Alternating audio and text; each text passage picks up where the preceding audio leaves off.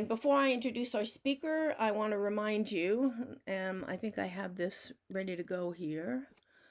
I would like to remind you of where's the full screen thing? Of our upcoming annual banquet mixer and meeting on Saturday, April 30th at the UC Santa Cruz Arboretum and Botanic Garden. You can find more information at our webpage. The link is at the bottom. There will be field trips, and we will have a mixer featuring cocktails and homebrew beer from Shoots and Roots Bitters with Rachel Meyer, who some of you may know. And the keynote speaker will be Kathleen Kay. And camping is available on a first come, first served basis. All the information is on our website. So we hope to see you all there. It'll be great to actually be back together in person. So, okay, so Ryan did his undergraduate work studying hybridization and reproductive isolation in Hawaiian Shedia with Anne Sakai and Steve Weller, who are present with us today. At UC Irvine. Ryan, I forgot to ask you if you got to go to Hawaii to collect Shedia or if you were just doing greenhouse work. Unfortunately, no, I never got to go on those nice trips, just the Bummer. greenhouse. All right. He's currently finishing his PhD in the joint PhD program offered by San Diego State and UC Riverside. He's working in the lab of Uvia Flores-Renteria. And when he's continuing his work on hybridization, but this time in pinyon pines. And when I say he is finishing, I mean literally finishing. His defense is next month. So please send all sorts of positive vibes his way. Ryan's also on the council of the California Botanical Society as a student representative, and he was one of the key organizers of last year's graduate student symposium. Oh, I forgot, I have another set of slides. Last year's graduate student symposium, which was held online for the first time.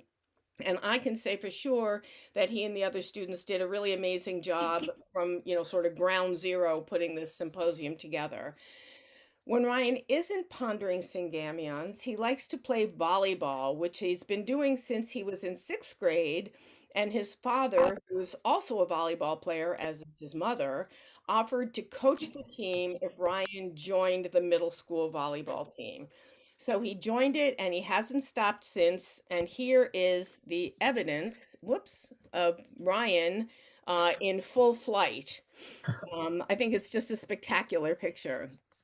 So with that, I'll turn the floor over to, or the screen over to Ryan, who will tell us about pinyon pines. Yes, thank you, Amy, and thank you for having me. So my title is The Pinyon Pine Syngameon, Modeling the Past to Understand the Present and Predict the Future. As we know, climate is changing, and with that comes changes in temperature and precipitation. So on the top here, we have changes in surface temperature in about 60 to 80 years, with the left picture being the best case scenario and the right picture being the worst case scenario. And you can see in the best case, we have about 2 degrees centigrade. Worst case, we have upwards to 11 degrees centigrade warming. On the bottom, we have changes of precipitation, same time frame, 60 to 80 years, best case on the left, worst case on the right. You can see worst case, there's a lot of increase in precipitation around the poles, a lot of decrease in precipitation, so these lighter colors around subtropical and temperate zones. So this will change species habitats. Here's a map of the United States showing migration pathways that species will have to take in order to migrate to their predicted habitat. So wherever the line starts, the bottom of the line is their current habitat, and the end of the line is their future habitat. So all these lines show the direction that they'll have to travel in order to reach their suitable habitat in the future. And you can see a lot of polewards migration. So that's a very common thing that we see, is that a lot of species will have to migrate polewards to track their habitat. And in areas like this dot over here, they're actually increasing in altitude. However, species at extremes can't really move. They have nowhere to go. So take these two species, for example, on a mountain. This species down here can migrate up to track its habitat, right? So to avoid drought and temperature. but the species that is already at the extreme of their habitat, at the top of that mountain, has nowhere to go, so they're predicted to die. So all of these species migrating into new habitats creates a lot of competition, a lot of new species interactions, and this new environment that they'll have to face. So we're really seeing an adapt or die situation. And normally in evolution, we adapt through genetic variation, right? The differences in genes that are present in a population. And this is really through de novo mutations or new mutations, but advantageous ones are arising too slowly to outpace climate change. So this is where gene flow comes in, because gene flow can introduce this genetic variation instantaneously.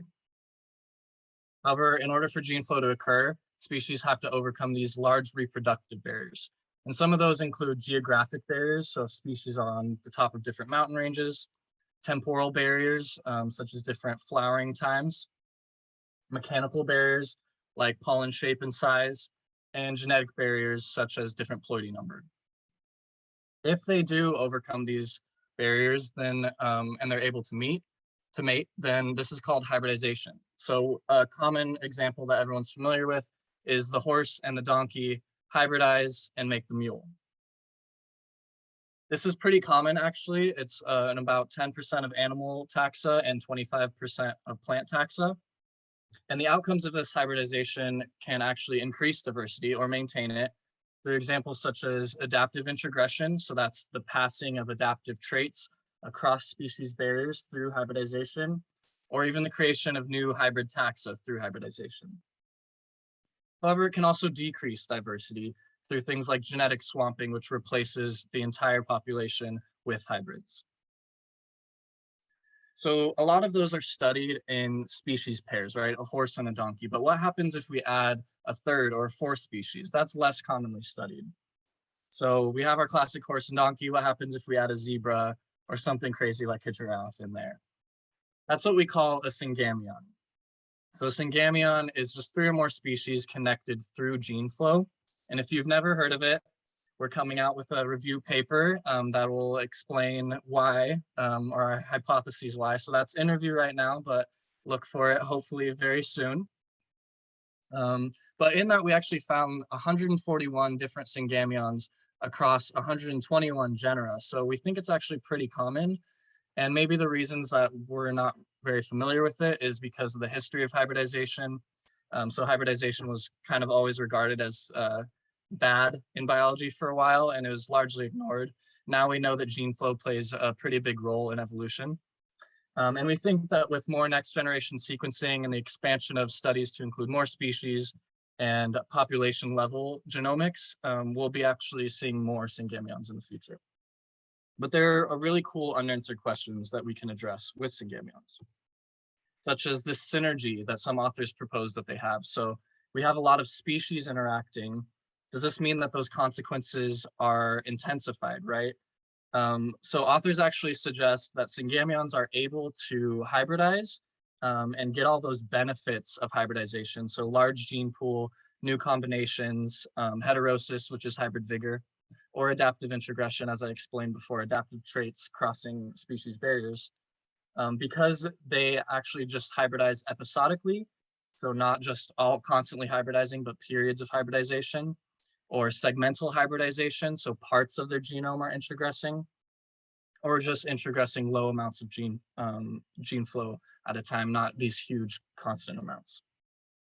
But these questions, it's really important understanding how these interact and adapt and affect evolutionary trajectories. So we can really ask, in a Syngameon, are these adaptive introgressions, hybrid speciations, genetic swamping, all of these, are they more frequent? Are they more intense? Which brings us to our pinyon pine Syngameon. So pinyon pines, here's pictures of 2 of our beautiful species there, have a North American distribution. They're actually the 3rd largest vegetation type in the United States, and they're the most abundant vegetation type in Southwest North America. They're a foundation species, so they support thousands of other species above and below ground. So their extinction really have a profound impact on whole ecosystems in much of the Southwest United States. They're also anthropologically significant, so natives use them for food and shelter. If you've ever eaten pesto, shown here on the left, pine nuts are in pesto, so you might be more familiar with them than you realize. Historically, there have been 3 taxa identified in the Southwest exclusively by needle number. So we have Pinus edulis here in green, occurring in Colorado, Utah, Arizona, and New Mexico, and that has 2 needles per fascicle. A fascicle is just a bundle of needles. Pinus monophylla, which as its name suggests, monophylla, 1 leaf, has 1 needle per fascicle, occurring partly in Utah, Arizona, Nevada, California, and down into Baja California. And then Pinus quadrifolia, which another easy one to remember, as its name suggests, 4 needles per fascicle, quadrifolia. However, other authors noticed a 5 needle variant exclusively in Baja California, and they named this Pinus huarzensis. And they also saw that Pinus quadrifolia, or what was called Pinus quadrifolia, actually has like 3, 4, sometimes 5 needles per fascicle on the same tree. So they were questioning where this variation comes from. So his hypothesis was that this 5 needle per fascicle tree was a pure species. He dubbed it Pinus huarzensis, and that it actually hybridized with a single needle pure monophylla to create these 3 and 4 needle hybrids, which he denotes as PX quadrifolia, so that X denotes of hybrid origin. And he says, aha, this is where the variation is. So this brings our taxa count up to 4, right? We have Pinus X quadrifolia now separated from huarzensis. And then other authors looked at things besides needle number. So they looked at cross sections of the needle. So if you cut this needle in half and kind of look down the barrel of it, then you'll see these cross sections. And they first examined resin canals. You can see those as these white dots surrounding the periphery of the needle, which just bring resin through the needle. So they have Pinus monophylla with 4 to 6 resin canals, Pinus edulis with 2 resin canals, and quadrifolia huarzensis, whatever you want to call it, with 2 resin canals as well. But then they actually found 2 other variants of this single needle, with Californiarum type having upwards to 10 resin canals, and Phalanx type almost looking like a doubling of edulis with only 2 resin canals. They also looked at stomatal rows, so just rows of stomata lining the needle, and they found that edulis has the least amount, quadrifolia and monophylla have the most, but they actually were able to distinguish these other 2 needle types, Phalanx type and Californiarum type, based on stomatal rows as well. So they took those species, that single needle species monophylla, and actually split it up into those 2 types, Californiarum type and Phalanx type. And later studies actually did show that they're separated by niches as well. So they're habitats that they live in. Phalanx type has a hot and drier habitat than edulis, but it has monsoon precipitation, so it's summer precipitation like edulis does. And Californiarum type also has hotter and drier habitat, but it has more Mediterranean precipitation, so hot, dry summer, cold, wet winter, like monophylla does. So now we have these 6 taxa that no one can really agree on what's happening, what's a species, what's a hybrid. So of course, this created a lot of taxonomic controversy. If we take Phalanx, for example, it was a variety of monophylla of edulis, a subspecies of Californiarum monophylla. So no one can really agree on what's a species or not. Normally, we would solve this through phylogenies. So the first attempt at this was in 2001 using 2 nuclear genes. So this is just like a family tree, basically showing the relationships between species. But unfortunately, when they plotted these against each other, the two gene trees didn't really align. So the relationships weren't exactly the same. They couldn't agree. So they determined that this was probably because of hybridization or because of incomplete lineage sorting, where basically not enough time has passed since these lineages diverged for fixed differences to occur, and so you can't tell them apart. But they didn't include Californiarum type or this Phalanx type. And since then, this ITS gene, which is great in a lot of plants and a lot of species, it isn't good in Pinus, so the pines, because it has a lot of gene copies. So it's not really good use for phylogenies. Later, my wonderful professor used whole chloroplast sequences and created a phylogeny, and we actually can see better relationships. So we have Quadrifolia and Monophila as sister species and Edulis over here, but Phalanx type, Juarezensis, and Californiarum type were not included in this study. So we have a lot of unresolved species identities still. To make matters worse, or better, depending on your opinion, we think that there's hybridization going on in this complex. So we have a lot of areas of overlapping distribution. Here's that range map again. You can see a lot of these species or taxa overlap in a lot of their areas. They also have similar pollen dispersal times. So they release these massive clouds of pollen that can travel long distances around April to May. And they have loose genetically controlled reproductive barriers. What this basically means is nothing is preventing them from hybridizing genetically. So they all have similar ploidy number. And there's intermediate morphology observed. So here's a picture I took of an individual with a single needle and 2 needles per fascicle on the same branch of the same individual. And classically, intermediate morphology was thought to indicate hybridization. Now we know it's kind of transgressive traits or traits beyond the parental ranges, but this classically was used to determine hybridization. And historically, we've actually made artificial crosses. So the early 1900s, they crossed a bunch of these pine species and proved that they do make hybrids. So that's why we think that hybridization is occurring or could occur in pines. Which brings me to our first goal, and it's to establish the species boundaries in the pinyon complex and determine if hybridization has played a role in the evolution of this complex. So for that goal, I hypothesized that those 3 original species identified, Monophila, Edulis, and Quadrifolia, are independent species that hybridize. Those new variants that we saw, Californiarum type and Phalanx type, are just intermediate forms resulting from the hybridization of those taxa. And then our last hypothesis, that Juarezensis is actually just a synonym of Quadrifolia, because later on, researchers couldn't really find those 5 needle individuals that Lanner was talking about, and through other methods, didn't really agree with hybridization. So in order to do this, we sampled across the range, over 60 sites with around 10 replicates per site, and thanks to the help of my collaborators. And we first want to look at the chloroplast. So we extracted the DNA, sequenced 18 loci, and I'll show you a PCA. So this is a principal components analysis. This basically just shows genetic distance, so separation by genetic distance. And we can see 3 distinct groups here. I'll let you in on what those are. So we have Monophila forming a distinct group, Pinus quadrifolia, and Juarezensis forming a distinct group.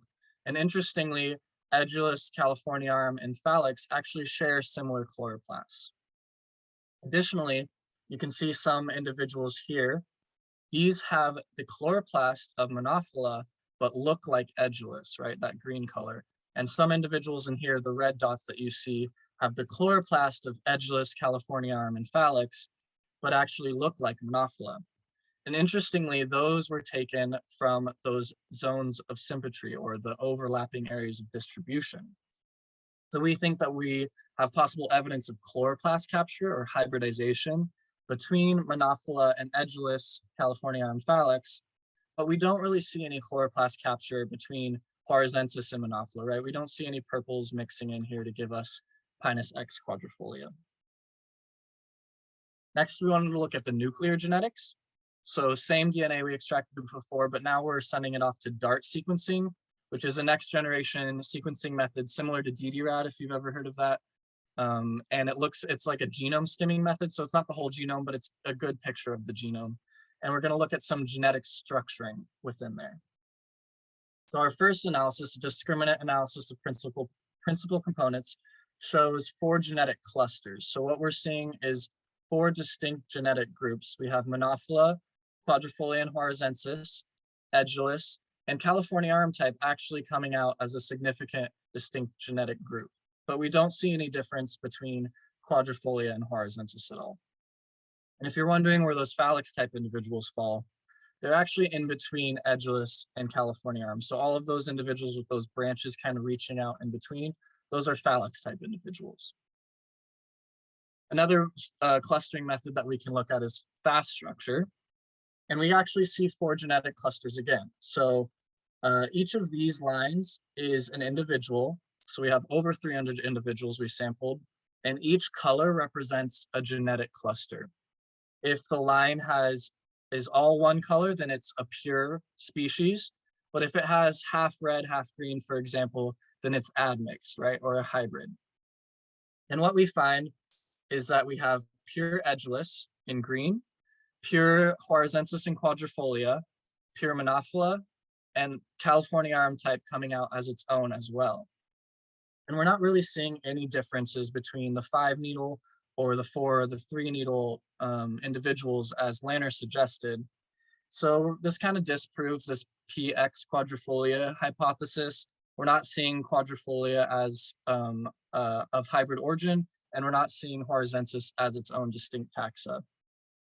Additionally, Californiarum is coming out as its own group, as distinct as these other recognized species. So we are elevating that, or confirming the elevation of Pinus californiarum as a species.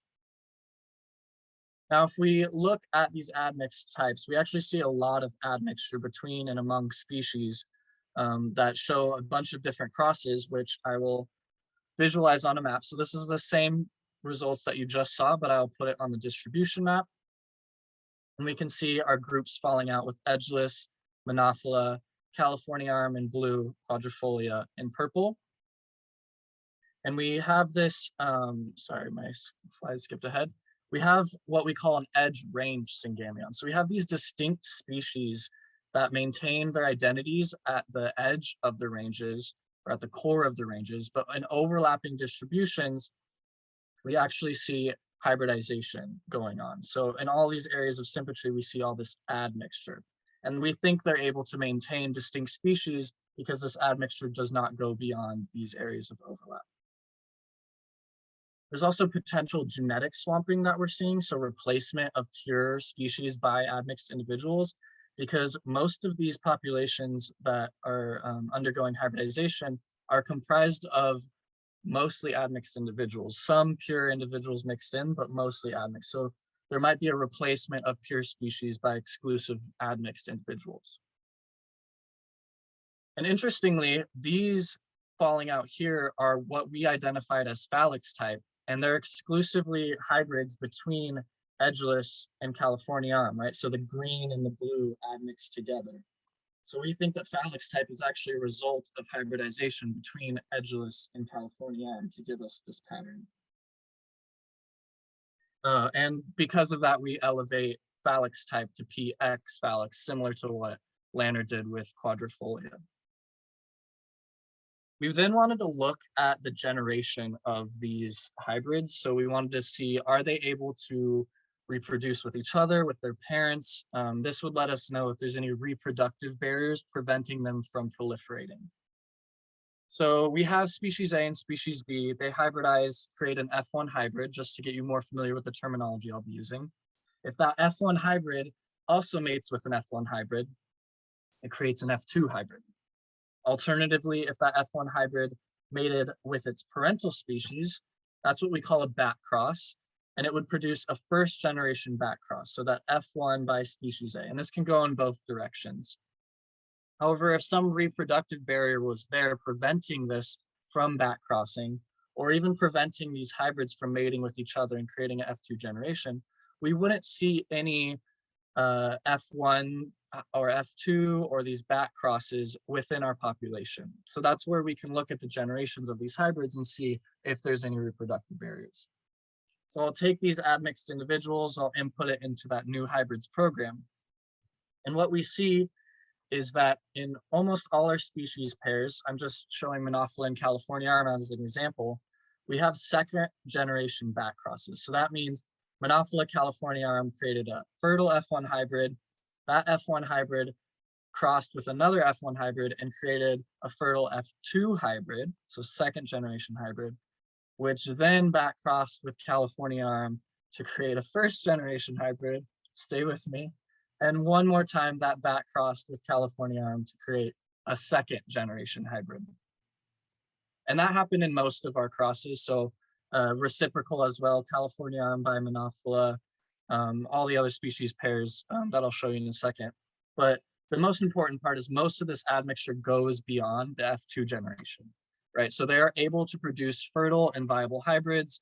That kind of indicates that there are no discernible reproductive, at least post-zygotic or after the zygote's created, reproductive barriers that would otherwise prevent hybridization from going on. And interestingly, those phalanx types were actually comprised of mostly first generation F2 backcrosses. So mostly just created an F2 that backcrossed with its parental species, either edgeless or alternatively Californianum. So there possibly is some selective advantage maybe of having these F2 first generation backcrosses, but further studies need to be done to see that. Next, I wanted to take morphology and put it onto those genetic groups that we saw. So normally people kind of do morphology first and then assign genetic groups. I thought it was more apt to do genetic groups first, see what genetic species we have, and then see if we can assign any morphological traits to them to aid in identification. So I looked at things like the number of needle per fascicle, needle length, needle width, number of resin canals, and number of stomatal rows. And I plotted just the three most important ones that we saw in three-dimensional space. So we have needle number on the x-axis, resin canals on the y-axis, and coming out at you, we have stomatal rows. So you can see Quadrifolia has that 3, 4, 5 needles per fascicle, with Californianum and Monophila usually having 1 needle per fascicle, Edulis in green usually having 2 needles per fascicle, and Phalanx type having 1 to 2 needles per fascicle. Now, if we rotate that, so now needle number is coming out at you on the z-axis, and stomatal rows is on the x-axis, we can really see a separation of resin canals with Californianum and Monophila, as well as stomatal rows from Californianum and Monophila from the other taxa. And if I plot that on two-dimensional space, you see the same groupings, but add hybrids in, we actually start losing that grouping. So the hybrids start falling in between and towards their parental species. And what we actually see is the more back-crossed they are, the more comprised of their parental species they are, they actually have a morphology that is closer in identity to that parental species. So this is actually difficult for fieldwork, right? If we want to identify pure species, we can't just rely exclusively on morphology, because we might have these cryptic hybrids or hidden hybrids out in the field that morphologically look like their parental species, but genetically they're actually admixed individuals. So to conclude our first goal, my hypothesis that Monophila, Edulis, and Quadrifolia are independent species that hybridize was met with the addition of Californianum, right? So that is a distinct species that also hybridizes. The second hypothesis, that Californianum type and Phalanx type are intermediate forms resulting from hybridization, yes and no. Californianum type we elevated to species status, and this PX Phalanx we are now calling of hybrid origin. And lastly, Flores-Renteria as a synonym of Pinus quadrifolia, we proved that. So Flores-Renteria is not a distinct species, and Quadrifolia is not of hybrid origin, at least between Monophila and Flores-Renteria. To give you an idea of what our pinyon pine Syngameon looks like, we have these species interactions. So Monophila and Edulis, Californianum and Monophila, Quadrifolia and Monophila, Quadrifolia and Californianum, and then Edulis and Californianum to produce that phalanx, the Pinus X phalanx. So this is a picture of what our Syngameon looks like in all the directions of gene flow that we see. We don't actually see any indication of gene flow between Quadrifolia and Edulis. That could just be because they're so far away, but we'll see. So really, now that we know what species are there, we can answer these bigger questions. So we can look at the role of hybridization in the history of these taxa. We can look at the patterns of birth of our Syngameon and see episodic or constant fluctuations of gene flow. And we can also examine the potential death and future interactions, so the future of this Syngameon. First, I'll talk about the birth of our Syngameon. So we have our Syngameon. How did it evolve? What are the origins of these lineages? How are they related? Is gene flowing recent or ongoing? Has it been there for a while? And how long have these species been in contact? So first, we have some clues from the chloroplast. If you remember, we have Phallix, Edgeless, and Californiarum forming or sharing similar chloroplasts, which is actually quite strange. So in pines, the chloroplast is inherited paternally, so that's from the father. So if Edgeless and Californiarum were to hybridize, they would produce Phallix with either the chloroplast of Edgeless, if that was the pollen donor, or of Californiarum, if that was the pollen donor. But what we see is it grouping with both of them. So that's kind of expected. It would either group with Californiarum or Edgeless. But it's strange that Californiarum is grouping with Edgeless as well, right? We would expect it to have its own distinct cluster like Quadrifolia and Monophila do. So my hypotheses would be either that Edgeless and Californiarum have recently diverged and not enough time has transpassed for these chloroplasts to become different, or the more interesting one, Californiarum is actually of hybrid origin, and there was some chloroplast capture event where Edgeless was the pollen donor and some other species hybridized with Edgeless to make Californiarum.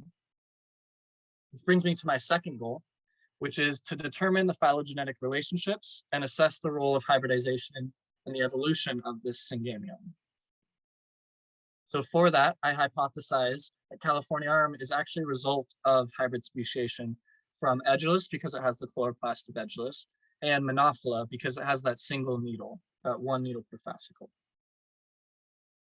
So in order to do that, I used a program called FastSymCol, which is a coalescent-based method. So what that does is it traces the history of genes back in time to the last common ancestor.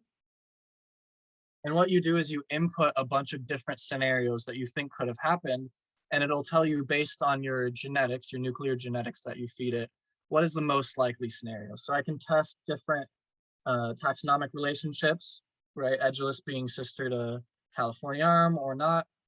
I can even test ghost lineages, so lineages that have since been extinct, or these hybrid origin hypotheses, such as Monophila and Edgeless making Californiarum. And what I found was that Californiarum was of hybrid origin between either, like I hypothesized, Monophila and Edgeless, or interestingly, between Edgeless and Quadrifolia. So the program couldn't tell these two models apart. It said they both have relatively equal likelihood, so they're equally likely to happen. And we can also get other cool information from FastSymCol, from this method. We can get effective population sizes. So that's what all these numbers are popping up under these species, are the effective population sizes of the current species or of the species after or before the divergence event, whichever way your brain works. And interestingly, if we look at Californiarum, it actually has an increased effective population size compared to the other species, which is weird because it has a really restricted range. So it has the most restricted range out of all of the species, yet it's showing a super high effective population size. Now, this could be because of high heterozygosity, which would be a result of hybrid speciation. That could give us high effective population sizes. So that could support that hybrid origin hypothesis. Additionally, we can look at divergence times. So these events correspond with different divergences, such as Monophila and Quadrifolia diverging happened about 5.5 to 11 million years ago.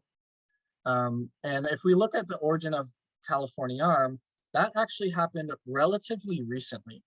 So 70 to 150,000 years ago, 70,000 to 150,000 years ago, seems like a lot of time in human terms, but in evolutionary terms, that's pretty recent, especially catch up with you later. Especially in pine terms, because they have super long generation times. So they don't start producing female cones until about 40. They're not sexually mature until about 80, and they could live up to 300 years. It's even been shown that some individuals are up to 1,000 years old.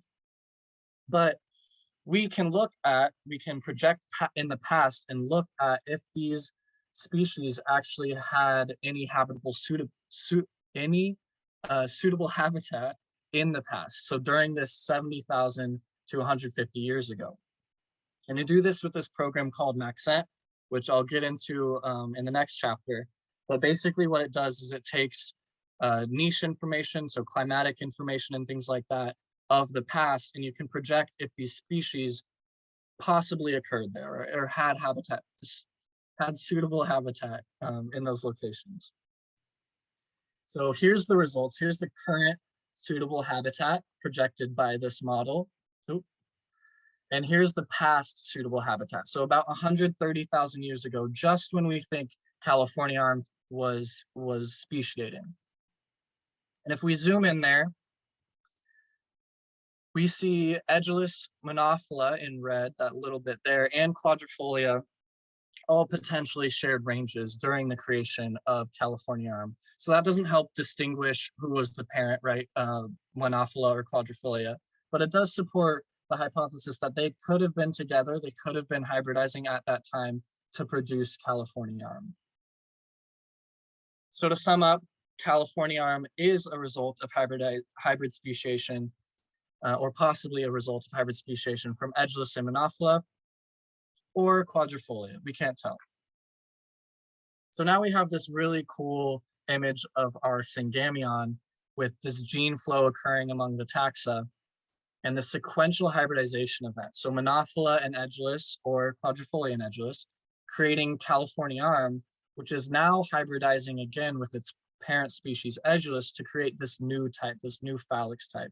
So we've never heard of any sequential hybridization that occurs like this, especially not homoploid, so no doubling of the genome like we have in our pinyon pine. So I think that's really cool. But we want to see how these interactions will change over time. What about the future? Will they still be in contact? Will they still be hybridizing? And that brings us to the death of our Syngameon. Bum, bum, bum. We know climate change in the Southwest is especially intense. So here's the Southwest. We have temperature increases over the past 100 or so years being really intense. So upwards of 2.2 degrees Fahrenheit. And also these extreme droughts. So this is a drought index. Above is wet, below this line is dry. And recently, especially in the early 2000s and the 2010s, we had these severe droughts that really impacted species distributions. And this is kind of giving us an idea of what will happen in the future under these droughts as they become more intense and more frequent. And if we examine this, so we kind of zoom in on the most recent, the past 20 years, we can get an idea of the percent of land area that was actually affected by this drought. So on the y-axis, we have the percent of land area that was affected. These different colors are the different levels of drought, with in some cases there being 100% of the Southwest being abnormally dry, and even 50% of the Southwest undergoing extreme drought. So that makes us think, well, what happened to the pinyon pines, right? Previous studies of the predicted distribution mapped Pinus edulis, so that two needle individual in green that I showed you. So everything here in brown and in blue is the current distribution. So that would be all of that green that you would see before. And in 100 years, all of this brown area is the predicted contraction. So we'll lose all of that pinyon with only a little bit of green. So the green is a predicted expansion. So this is an extreme loss of habitat, right? An extreme massive die-off. And unfortunately, we have data during that early drought that I showed you during the early 2000s. So here's a picture in Los Alamos, so New Mexico, during the peak of that drought, so early 2000s. All of these brown trees are pinyon pines undergoing drought stress. After that drought, we actually see a lot of die-off. So all of this gray are all the skeletons of those pinyons. And this green that you're seeing, don't get your hopes up, those are actually junipers, not pinyons. In some areas, we saw upwards of 95% mortality of pinyon landscapes because of this drought. And if we look at the mortality rates, so that's everything in red here on the right, and compare it to the predicted distribution in 2100, it's actually not looking too good. A lot of the predicted areas of expansion in this model were the areas that underwent extreme mortality. So this makes us think that maybe this model is out of date. It was created before these new Maxent models that incorporate a lot of satellite data and a lot of new information on climate. And additionally, it only included one species, right? It only included edgeless. But if we want to get an idea of the pinyon woodlands across the Southwest, we need to incorporate all of the species. So that brings me to my third goal, which is to determine the future habitat suitability of the 5 southwestern pinyon pine taxa. And I want to identify which species could be of future conservation concern. So for that first goal, the habitat suitability goal, I think that habitat suitability will decrease overall with predicted range shifts more north, so more towards the pole as we're seeing with other species, and up in elevation. I want to identify which species could be of future conservation concern, and I think those with already restricted ranges like California arm, quadrifolia, or those at extreme habitat, so Phalanx and California arm, for example, both inhabit super hot and super dry habitats already. So I think they could be of future conservation concern. In order to do this, I created a niche model. So I took location points, those genetic location points that I had before. So we actually know genetically what those species are that we're putting in, which is pretty rare for these niche model studies. And I also took citizen science observations, so observations from herbaria and things like that. And I cleaned the data to make sure that these species actually were the species that they claim to be. But that really gives us a large idea of their range. And then I take climate variables for those locations that I just showed you, and also soil databases. So soil data I add in, which is also not typically used in these niche studies, but I felt like the more information we could get in here, the better. So we can also look at like soil classes, the slope at which they're growing, so the degree which way their slope is facing, things like that, at the locations of our current taxa. And this builds a habitat suitability model, right? And then I can take future climate predictions. So the worst case scenario up here with basically humans don't get their stuff together, they keep polluting, CO2 increases beyond control, temperatures increase. And then the next 2 best case scenarios where we do a little bit of work to prevent global warming, but there's still stuff happening. And we take climate projections, so temperatures and things like that of these different scenarios. And we're able to then predict what kind of climate variables there will be, and we can map that onto our species distributions to see where we think that they'll end up in 100 years or so. So I take those location points, current climate variables, future climate variables, and I put them into this program called Maxent. That gives me habitat suitability. So for the first prediction, the kind of the best case scenario, we a little bit get our stuff together as humans. We have our current range here shown on the left, and then on the right, the predicted range in about 50 years from now. We can see that edgeless in green loses a lot of its southern range in the Colorado Plateau and sort of migrates northwards, polewards. Monophila loses about half of its distribution in the Great Basin. California arm in blue loses a lot of its southern distribution in Baja, California. And quadrifolia actually is relegated to these mountain tops, so I think it probably increases in elevation and loses a lot of its flatland distribution. And this Phalanx type also migrates, Pinus X Phalanx, I guess is what we're calling it now, also migrates north and loses most of its southern distribution as well. We see the same patterns in the next worst case scenario, edgeless migrating northwards. Phalanx stays a little bit more in the south, but loses some habitat. Interestingly, there's less loss of habitat in the Great Basin from Monophila, and same with California arm. There still is a loss of habitat in its southern range, but not as drastic as the scenario before.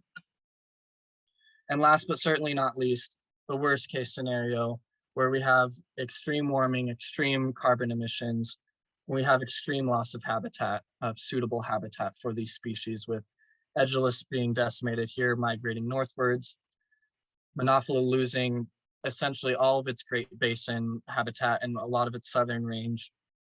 California being basically excluded to the Mojave Desert up here and losing all of its southern range, and quadrifolia as well, losing a majority of its southern range. Only on these two mountaintops is where we expect it to be found.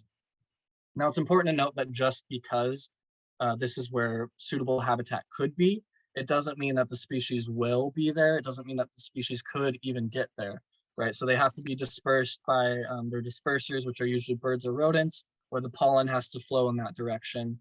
And these move very, very slowly, so it's not guaranteed that they could even make it to where they are predicted to be suitable. In conclusion, we did see habitat suitability decrease overall, with range shifts more north and up those mountains. And to identify which species could be of conservation concern, we don't really have all of that information yet. We can't just tell by predicted suitability. We need to look at other things such as population sizes, inbreeding coefficients, and genetic variation, all of those things to kind of determine its conservation status and declare whether it's vulnerable, threatened, endangered, and so on. So it's really important in the future conservation of these Syngameons to recognize and protect hybridization as a whole. So the laws right now don't actually recognize hybrids as in any conservation terms. And actually using hybridization as a conservation tool. So it can increase genetic variation, it can have adaptive introgression, right? Passing these drought tolerant traits on. So it's important to maybe consider gene flow as a conservation tool as well. And we have these unanswered questions about what happens when a participating species die. So if Californiarum dies out, what will happen to the rest of the Syngameon, right? Was it relying on gene flow from Californiarum to survive? So will that cause a collapse of the other species, or will it go on just fine? We don't know those questions about Syngameons yet, but hopefully the future will show those answers. So with that, I'd like to thank everyone who helped me, my lab, my committee members, funding sources, and most importantly, thank you for listening.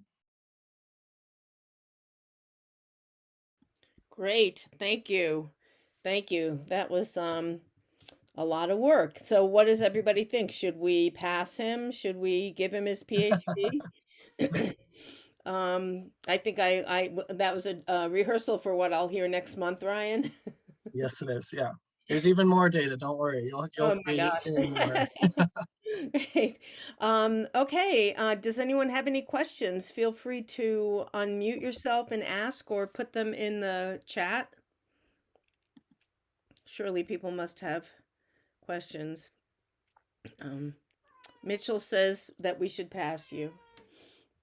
Thanks, Mitch. Questions, anybody? Hey Ryan, great talk. Thank you. Can you hear me okay? Yep. Yeah, I'm still thinking. Just as a casual observer of pinyon pines, I call them all pinyon pines, in my neck of the woods on Tejon Ranch, I seem to see them occurring in these really distinct sort of microsites on south-facing slopes. And in the last drought on Tejon Ranch, probably there's been 75% mortality of pinyon pine specifically. From the maps you put together with the citizen science data and so forth, that looks like it's all Monophylla, but I'm curious now if maybe it's part of this wider Syngameon, or I don't know. It's not really a real question. I'm sorry, I'm just thinking out loud. No, that was awesome. Thank you. But there is some pinyon pine up there if you ever want to go check it out. Yeah, definitely. The chapter that I didn't share was the conservation part of Californiarum, and we actually do need estimates of basically how quickly it's dying, because by us, it's also like in the Anza Borrego Desert, there's mass mortality as well, and there's just skeletons left, basically. Yeah. Yeah. Oh, so this is so cool. Thank you so much. Thank you. Not good news, but cool. Yeah. We have a question in the chat. Is the Pinus californiarum now a fully accepted species? Have you guys published it? Yes, we have published it. We weren't the first to propose it as a species status, but we did publish that chapter already. So that's out in the world if you want to look at it. And yeah, so it is a distinct species. We've published that as well with the genetic data. But the important part is that it hasn't been recognized as a distinct species. So a lot of land managers are still looking at it as Pinus monophila, and Pinus monophila has a lot bigger range. So they're, if their population dies, they're not too worried about it. But if we recognize it separately as Californiarum, that's one of very few populations. So I think it needs to be conserved. Spread the word, everybody. Yeah. Okay. Hold on. The questions are coming fast and furious now. Any thoughts about possible expansion of pinyon pine range on the Front Range and into Wyoming? What might be displaced? Pinus ponderosa? Yeah, so interestingly, the expansion of pinyon pines is actually, in some cases, taken as a bad thing. It's encroaching on grazing land and things like that. But historically, so pre-settlers, basically, these pinyon pines, we think actually inhabited the land that they're trying to encroach on. But as settlers came in, they deforested everything and they planted a bunch of grazing land for cattle, basically. So the encroaching that we're seeing now, we think is just actually it re-inhabiting its previous habitat.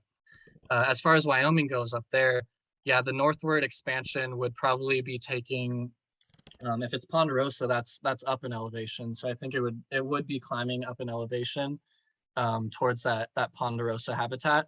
And actually one of the, or two of the bird dispersers, and it's if any of you are ornithologists, don't hate me, but it's either the jay, one of the scrub jays, and the nutcracker, I believe, actually nest in ponderosa. So they cache these seeds in the ponderosa pines, and we think that could actually be contributing to an encroachment upwards in elevation, which if you love ponderosas, maybe that's not a good thing, but if you love pinyons, this will actually help them move upwards in elevation to where their future climate would be. Okay, I'm not gonna be reading all of. I'll send you the chat so you can see all the love and supportive comments. Sure. I have a question. Yeah. Yeah. That was really fascinating. Really cool talk. Interesting work. Could you talk a little bit though about the idea of running species distribution models on a Syngameon, because you treat them as individual species in your distribution modeling, but there's this potential for gene flow between them. So how does that affect the outcome, do you think? Yeah, so that is one of the things that I wish we could incorporate, and we have collaborators that do work on these far more intensive niche models that incorporate whole ecosystems and ecological processes. I only incorporated, as you saw, single individual species, but I think if I were to kind of like only include the hybrids, we would see a unique pattern. Modeling the Syngameon as a whole, it's an interesting question. I'm not sure you really could unless you knew the adaptive traits and all those things that the hybrids would have, which we don't know. The genome is far too large. We haven't done any GWAS studies or anything like that. But if we did know some hybrid traits, we could maybe say, in general, these hybrids can tolerate higher whatever precipitation or things like that. And then we could model if these two are going to be overlapping in the future, creating these hybrids that could tolerate it, then we could create a unique niche model for that. Yeah. Here's another question in the chat. With the long generation and reproductive times, wouldn't you expect the decline to be even faster? Yes, exactly. So replacement is very slow. They don't even produce every year, so they produce seeds 5 to 7 years, and those seeds then take 2 years to grow up and mature and things. So yeah, that increases the decline of this if we're not having stand replacement. And additionally, these young seedlings, even if they are coming up, are more susceptible to drought. So they would also potentially die off as well. Luckily, though, I think there is one aspect of that, that the old growth stands are pretty susceptible to bark beetle, which is also attacking these pines as well. So maybe killing off all the old growth benefits in some way, but yeah, if you don't have replacement, then you're seeing the death of all of these species. And on top of that, if these species are 800, 1,000 years old, then the distribution we're seeing right now is the distribution that was good for them 800, 1,000 years ago, and not even the current distribution that is good for them now. So that's another thing to consider when you're thinking about where species are currently. It's maybe a suitable habitat for them 1,000 years ago and not right now anymore. Another question on a similar topic: what might be the inhibitors that would prevent Pinus quadrifolia from migrating northward with climate change, as illustrated by the possible future distribution? Yeah, great question. So quadrifolia and Californiarum, both, especially in that southern part, that Baja California range, are restricted to mountaintops normally. So there's nowhere for it to really kind of creep between those mountains.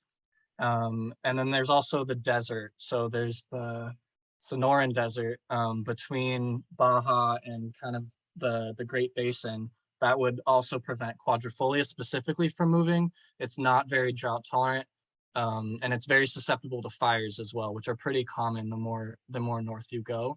So I think those would probably be two big inhibitors of quadrifolia moving, is that it's at a high mountaintop and it's susceptible to more of the northern conditions like fire and drought. Yeah. There's another question here.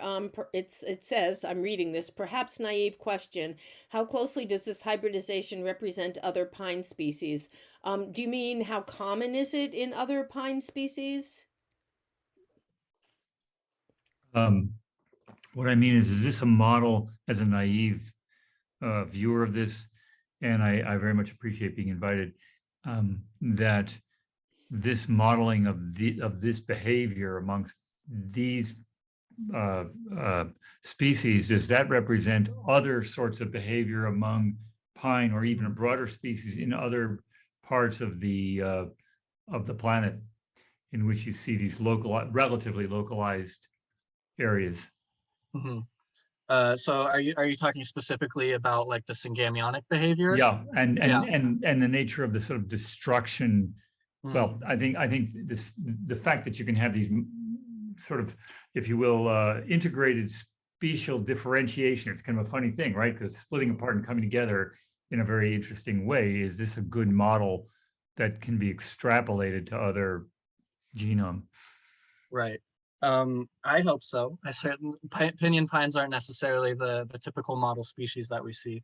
In pines in general, there's not many genetic barriers that we see, so hybridization could be possible in a lot of other pines, and we do see that outside of exclusively our 5 taxa. And the Syngameonic behavior, I think, is actually very common, but it's yet to be kind of commonalized in science. So we are seeing a lot more Syngameons happening. They're not being called Syngameons. The idea of them working kind of like as a cohesive unit and exchanging genes and kind of surviving together collectively is super recent, and it hasn't really been explored. There's been some tropical studies and some tropical tree species, and then some in the Canary Islands to explain kind of like diversity in the Canary Islands. But yeah, that's definitely something that I think is up and coming, is how these species kind of interact together to survive while also maintaining distinct barriers, and how that would help them survive climate change as well. Mm-hmm. Thank you. Yeah. Okay, here's another question. Is P. quadrifolia now not known to occur in California like in the Peninsula Range? Peninsula Range. So quadrifolia does occur in California and Baja California still. You might be familiar with it as Perry pinyon. Perry was the first person to discover it. But yeah, it still exists. I still collected from there. I think that's what you're asking. If there's a specific Yeah, well, I range. guess I just was Yeah, go ahead. confused when you were talking about it not being able to move up in distribution. I mean, since it is already there and we do have, birds that could potentially move it, slowly or assisted migration, why it couldn't, move to other mountains further north. I see. I see. I mean, I think that the whole idea of just movement by the birds that utilize the habitat is just something that we also, for consideration. Yeah. So definitely, I think it could. I think why it's not is maybe because it's already at these high elevation mountain ranges. I would need to look specifically at the distance between, the last quadrifolia mountain and the nearest maybe Monophyla mountain, like in the Sierras, to see if that distance could be transversed by birds, by corvids. But yeah, I think either assisted migration could maybe work if that habitat is suitable. It could maybe go there. I'm just not familiar with how far that would be, or if the birds actually travel that direction. Mm-hmm. There's some comments in the chat. Does anyone have any other questions? Joe Rigney, do you want to phrase that as a question, or just leave it as a comment?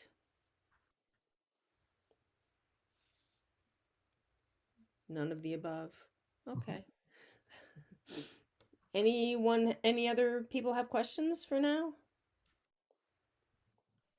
I think also, now that I'm thinking more about the question that was just asked, these niche models can also give us variables about what is kind of limiting species distribution. So I can look at kind of what the variables are that the models are predicting quadrifolia to be restricted at.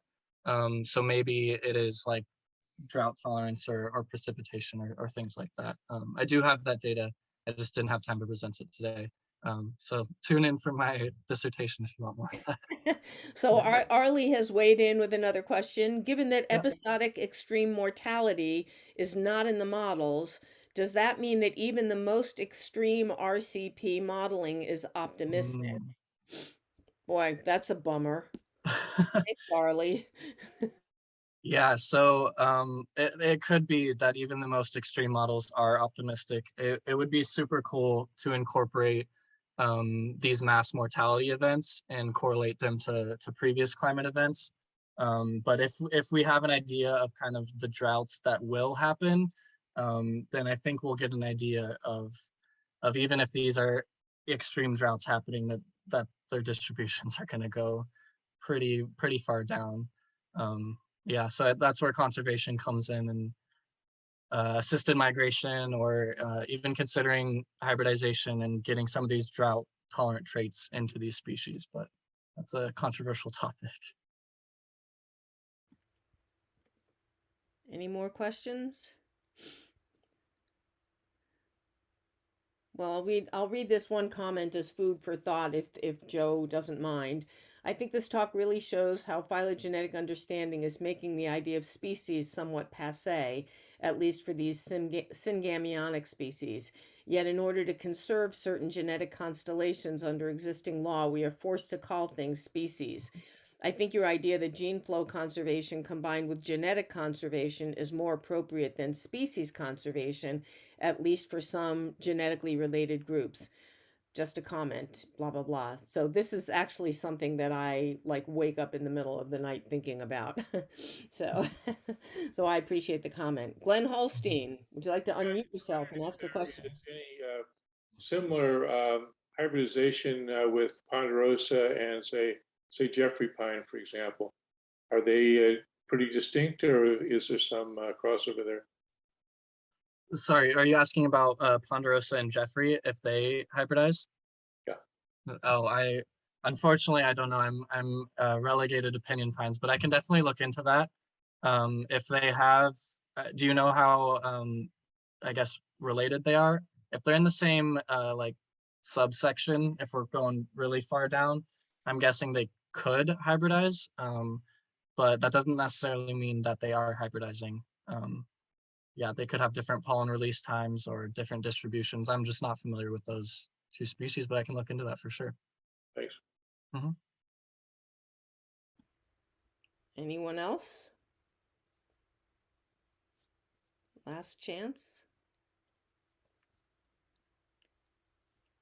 Well, if there are no further questions, let's thank Ryan again and wish him best of luck on his defense next month and all future things. You're going to do great. That was amazing. Yeah, thanks so much for the talk. Thanks everyone. Yeah.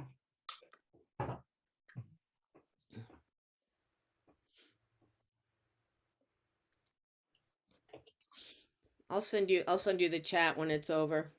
Okay, great. See all the. Thank you.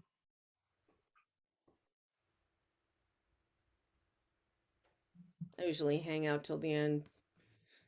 We can then you get to find out who left their computer on but actually went and had dinner or something, so they could pretend they were here. So Peter, let me introduce you to Ryan. Peter Blacksburg is from my hometown. We went to school together, and Awesome. I guess saw it on Facebook and decided to check it out. So as you can see, he's intellectually curious. He's not a botanist, but he's clearly intellectually curious. And so yeah, do you have more questions about pines for Ryan? One of the things that as you could tell, Amy, well, of course, Amy saw this because we were chatting a little bit. I have a friend who's an astronaut, and he's very much involved in botany as one of his many areas of interest. And I sent Amy a little article he wrote on space zucchini. He grew a zucchini in space. So I'm forwarding, and he's, when you go to his house, he's growing stuff in the lab. So, it's kind of a really cool direct connection to NASA for me. So one of the things I'm going to do is forward this to him. Yeah. And share that. And if he has questions, I hope he won't mind if he reaches out. Oh, no. I would love that. Yeah, that'd be great. He's terminally curious. I mean, it's our conversations go from botany to photography, and that's my background. So I didn't realize, my wife is a nurse, and she was in on part of this. Of course, Amy and I attended advanced bio together in high school, and we had the most wonderful professor. And yeah, you can talk about that. But that's the last time I sat down and sort of puzzled over this. That's 40 some years ago, or 50. I'm 110 years old. Wait, I'm not 110 years old. No, you weren't born yet when we were in school. And I think that one of the compliments I wanted to say to you, since we're on the phone, is that your ability to visually describe in your PowerPoint a really complex model, I think is quite good. I always find 3D graphing somewhat problematic unless you're rotating it. I don't know if your tool permits that. You can certainly do a screenshot. Are you familiar with a product called Snagit, S-N-A-G-I-T? No, I'm not. Get your pencil sharp and write Snagit down. For other people who are listening, get Snagit because it lets you do a real-time screen grab video. And some of these applications that do that kind of modeling, I do 3D modeling for animation, but sometimes I just want to do a little capture. And you can grab this thing, this graph, and kind of drag it around with the mouse. But there's no good way to record that. Well, yes, there is, because I think if I understood you correctly, your thesis is about is attempting to define the way in which these species have merged and their, if you will, parent and child relationship. Yeah. And how, and especially how that maps against the real world. And I think if I don't know anything and I got that, I think you did good. So I think you can explore. Part of any researcher's job is to be able to figure out how to tell people what you got there. Yeah, I'm not going to say, if you have to learn Cinema 4D, you'll probably shoot yourself, but because I work in that too.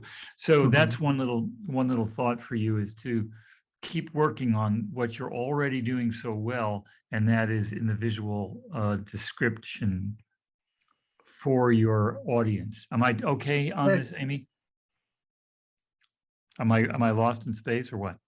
No, it's good. I think I lost Amy's Amy. muted. Amy's nodding. She's muted, but Yeah. Oh, cool. Yeah. No, I don't think so. I don't Because think I think a lot of really good ideas, and I have an MBA and I'm a technical photographer. We find a lot of what we're trying to communicate with other NASA people or with researchers at my university, RET, gets lost because we don't know. It's so hard to visualize it. right. Yeah, that's great. Yeah, I'll have to check out Snag. Yeah, Do you have definitely a access thing rotating that thing? Yeah. Do you have access to electron microscopy for your work? Yeah, we do. Okay. Because that's another thing when you were doing those wonderful micro photography imagery cross sections there, I kind of would want to see especially with respect to the stomata, where you have this really nice definition. And that's telling a big part of the story, am I correct? Yeah, it helps distinguish some of the species at least. Yeah. Yeah. Yeah, but I'll ask. Yuvi is gone now, but I'll ask my professor if I can use the electron microscope to. And just for fun, everybody, my friend Ted Kinsman did a book on pot, and he did a book of scanning electron microscopic images of pot plants. Ted Kinsman. I have to get everybody online with us. Amy, I shouldn't hog the line. Thank you so much for introducing me, and what a pleasure to be allowed into your world. I think that's extremely cool.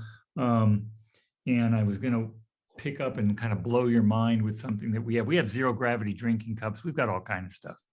Cool. I mean, everybody's welcome. That's why I put them on Facebook. I just don't generally get people taking me up on it. Well, I hope to be a regular, and great, awesome. That would be fantastic. And again, I'm going to hope to get Don, maybe privately, Amy, to just get a Zoom with you and Don and introduce you guys. That'd be fun, yeah. Yeah, then he's going to connect. I'm pretty certain he'll want to connect you guys to the other NASA human spaceflight botany folks. Cool, that would be awesome. There's a whole crew of them. That'd be awesome. I wish everyone good health. It's a strange world, and you're making it a better one. Take good care. Thanks, Peter. Nice to meet you. Take care. Does anyone else have any final things they wanted to?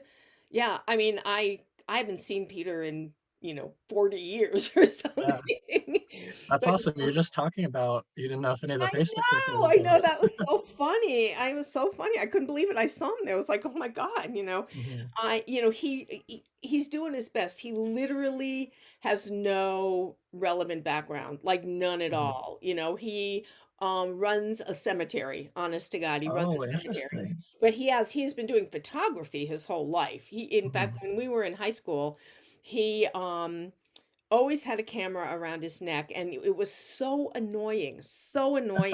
But of course now he puts all these pictures on Facebook, and it's so cool to see all these, so anyway, yeah, but anyway, thanks for being so patient and working with him there. So yeah, no problem. Anyway, that was awesome. Yeah, so I'll like I said, I'm way behind on these, but I'll get around to I'll trim it up a little bit and put it on and I'll send you the chat. Okay, great. Hey, thanks a lot. That was great. Great. The fans loved it. Okay. Thanks. Take care. Bye. Bye.